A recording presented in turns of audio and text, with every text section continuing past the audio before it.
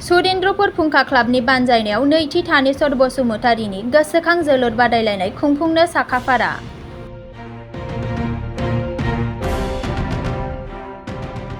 सुरेन्द्रपुर गामिनि थागिबि 28 नं गसाइगाव विधानसभा बियाबनि एमएलए जिरन बसुमतारीनि बिफा थानेश्वर बसुमतारीनि नैथि गोसोखां जोलुर बादायलायनायखौ गाबोन खुंफुंनो साखाफारा। बे जोलुर बादायलायनाया गाबोन सुरेन्द्रपुर फुंखा क्लाबनि बानजायनायाव खासियाबारिनि आर'नाइ गेवलां गेलेग्रा फोथाराव मोनब्रै हानजानि गेजेराव जागोन। बेनिखायनो जोलुर बादायलायनायखौ मोजां मोनग्रा रायजो राजाफोरखौ लैहोर लैहोर फैनानै नायफैनो थाखाय खावलायहरदों बानजाय आफादनि आफादगिरि निरद नार्जारी बिथाङा। बे जोलुर बादायलायनायाव गाहाय आलासि महरै इउपिपिएल दोलोनि गाहाय नेहाथारि राजु नार्जारी बिथांजों लोगोसे मावफुं सोद्रोमा रेवरेवा नार्जिहारि, उइलसन हासदा, एमसिएलए सजल सिंह बिथांमोनाबो बाहागो लाफैगोन। लोगोसे बे जोलुर बादायलायनायावनो रायजो राजाफोरा बर'नि सुंद' सावथुन मुलुगनि फावखुंग्रि मनिषा मुसाहारिनि मोसानायखौबो नुनो मोनगोन आरो मोनाबिलिनि 7 रिंगानिफ्राय बर' सावथुन जांख्रिथायनि थैसाम सावथुनखौबो दिन्थिफुंनाय जागोन होनना बानजाय आफादा मिथिहोदों। सुरेन्द्रपुर फुंखा क्लाब खाम लाइब्रेरिनि जानानै गिबियावनो नोंथांमोननि चेनेलनि गेजेरजों जोंनि हालामनि सिङाव थानाय मानगोनां रायजो राजा, बिमा बिफा, बिदा फंबायफोरनिसिम गिबियावनो खर' गंग्लायै अननाय आरो मोजां मोननायजों खुलुमनायखौ बावहरग्रोनाय थाबाय। गाबोन 14 तारिख अक्ट'बर 2023 बेलासिनि 1 रिंगानिफ्राय सुरेन्द्रपुर फुंखा क्लाबनि बानजायनायाव जोंनि आयं आगोमा थानेश्वर बसुमतारीनि नैथि खेब जोलुर बादायज्लायनो जोंनि फुंखा क्लाबनि दैदेननायाव थाम टिम जानानै दङ। दा बे बादायज्लायनायाव गासै टिम फारियै टिमफोरा बाहागो लाफैगोन।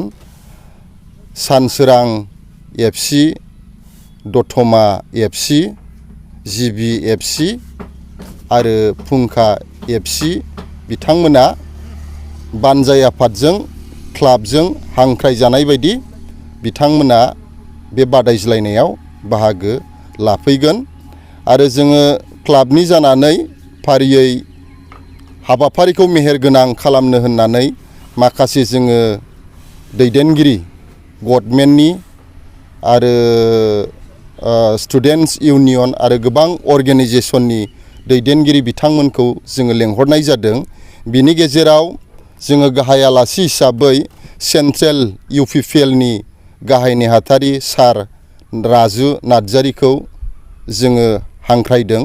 जोंनि हांख्रायजानाय बायदि मानगोनां सारा गाहाय आलासि महरै बेयाव नुजाफैगोन आरो बेजों लोगोसे जोंनि बिटिआरनि मानगोनां इएम सारमोन फारियै रेवरेवा नार्जिहारि सार, उइलसन हासदा सार आरो उकिल मुसाहारि सार बिथांमोनाबो बाहागो लाफैगोन आरो बेजों लोगोसे जोंनि एमसिएलए सजल सिंहा साराबो बाहागो लाफैगोन आरो गोदानै जे दाफुंजानाय आदिबासि वेलफेयार डेभेलपमेन्ट काउन्सिलनि जे चेयारमेन सार जाब्रेस काकायाबो बाहागो लाफैगोन आरो बेजों लोगोसे गोबां दैदेनगिरिफोरा बे बादायज्लायनाय बे प्रग्रामाव बाहागो लाफैगोन कमिटिजों बानजाय आफादजों हांख्रायजानाय बायदि।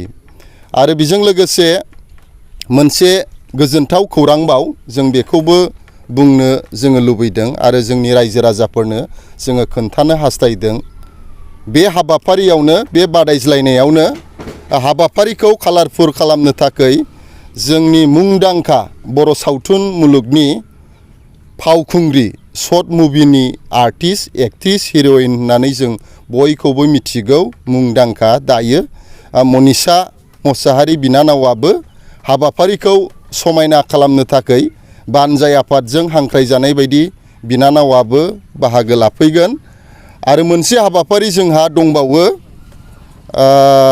बानजाय आफादजोंनो दैदेनजानायाव बे हाबाफारिखौबो मोनानि 7 रिंगानिफ्राय जोङो बे हाबाफारिखौ बानजायगोन। बे हाबाफारियानो जाहैबाय हारिमु दिन्थिफुंसालि बा हारिमु दिन्थिफुंनाय बर' हारिमुखौ जों गोसारहोनो बे बिथिङाव जों मोनसे हाबाफारि लादों आरो बे हारिमु दिन्थिफुंनायाव जोङो मोनसे बड' मुभिखौ जोङो देखायगोन।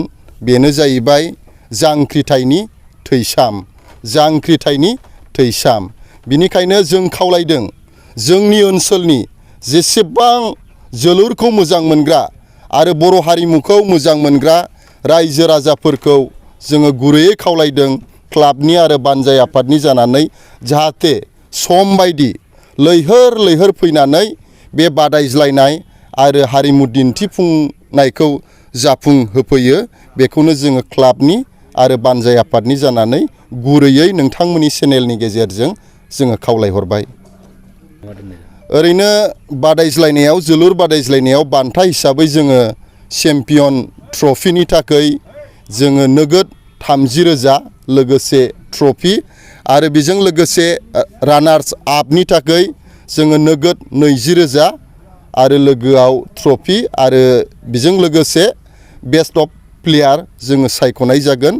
बेखौनो जोङो थाम थिम खालामदों। रायजो राजाफ्रा बेसेन होआजासे नुनो मोनगोन जोलुर बादायलायनायखौ। ओरैनो रायजो राजाफोरनि थाखाय जोङो खुनु बेसेन लानाय नङा जोलुर बादायज्लायनायनि थाखाय, नाथाय मोनाबिलि जे हारिमु जोंहा दिन्थिफुंसालि दङ बेयाव एसे खरसानि थाखाय जोङो एसे लानाय जागोन। डिजिटेल बड' निउसनिफ्राय गासैखौबो खुलुमनाय आरो बरायनाय बावहरनाय जाबाय। मदद आरो हेफाजाबनि नोजोरजों नोंथांमोननि सेराव दं डिजिटेल बड' निउस वेब पर्टेल। सुखु दुखुनि समाव, खैदां खैफोदनि समाव नोंथांमोननि राव जानानै ओंखारबोगोन डिजिटेल बड' निउस। खौरां दैथायहरनो आरो जोंजों थोंजोङै फोनांजाबनो थाखाय जानबुं नं 6901559919। उदां आरो सैथो खौरां फोसावनायनि थांखिजों नोंथांमोननि सेराव दं डिजिटेल बड' निउस।